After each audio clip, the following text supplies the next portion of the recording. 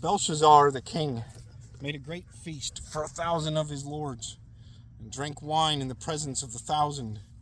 While he tasted the wine, Belshazzar gave the command to bring the gold and silver vessels which his father Nebuchadnezzar had taken from the temple which had been in Jerusalem, that the kings and his lords, his wives, and his concubines might drink from them. Then they brought the gold vessels that had been taken from the temple of the house of God, which had been in Jerusalem, and the kings and his lords, and the king and his lords, his wives, and his concubines drank from them. They drank wine and praised the gods of gold and silver, bronze and iron, wood and stone. In the same hour, the fingers of a man's hand appeared and wrote opposite the lampstand on the plaster of the wall of the king's palace. And the king saw the part of the hand that wrote.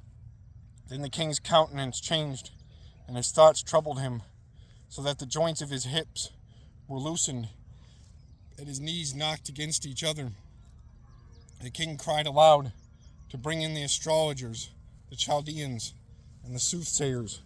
The king spoke, saying to the wise men of Babylon, "Whoever reads this writing and tells me its interpretation shall be clothed with purple and have a chain of gold around his neck, and he shall be the third ruler in the kingdom." Now all the king's wise men came, but they could not read the writing or make known to the king its interpretation. And King Belshazzar was greatly troubled, and his countenance was changed, and his lords were astonished. The queen, because of the words of the king and his lords, came to the banquet hall. The queen spoke, saying, "O king, live forever. Do not let your thoughts trouble you, nor let your countenance change. There is a man in your kingdom, in whom is the spirit of the holy God.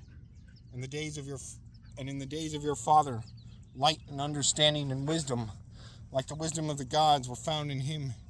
And King Nebuchadnezzar, your father the king, made him chief of the magicians, astrologers, Chaldeans, and soothsayers, inasmuch as an excellent spirit, knowledge, understanding, interpreting dreams, solving riddles, and explaining enigmas were found in this Daniel, whom the king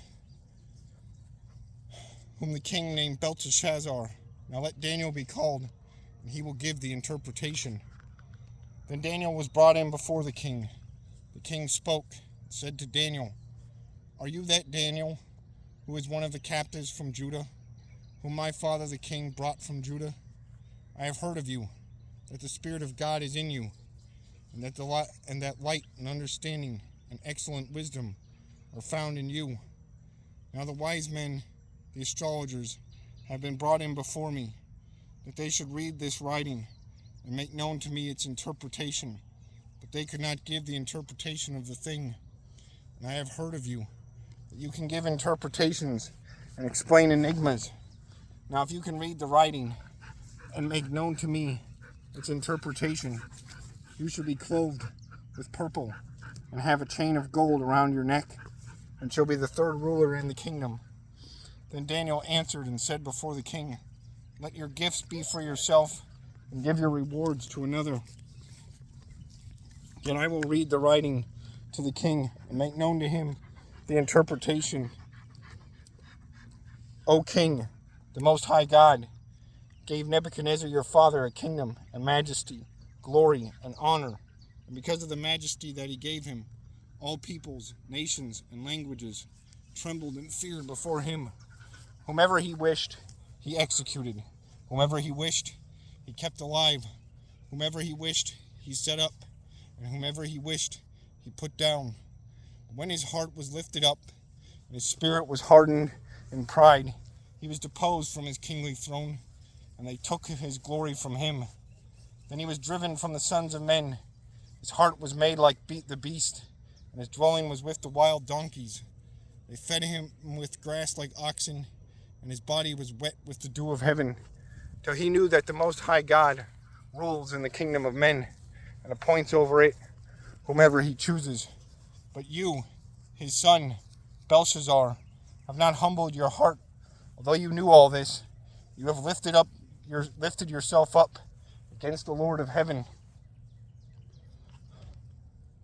They have brought the vessels of his house before you and your lords, your wives, and your concubines have drunk wine from them. You have praised the gods of silver and gold, bronze and iron, wood and stone, which do not see or hear or know. And the God who holds your breath in his hand and owns all your ways, you have not glorified. Then the fingers of the hand were sent from him, and this writing was written. This is the inscription that was written: Mene, Mene, Tekel, Upharsin. This is the interpretation of each word. Mene, God has numbered your kingdom and finished it. Tekel, you have been weighed in the balances, found wanting. Peres, your kingdom has been divided, given to the Medes and Persians.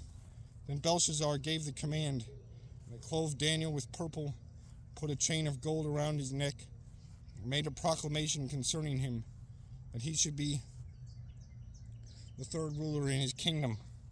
That very night, Belshazzar, king of the Chaldeans, was slain, and Darius the Mede received the kingdom, being about 62 years old.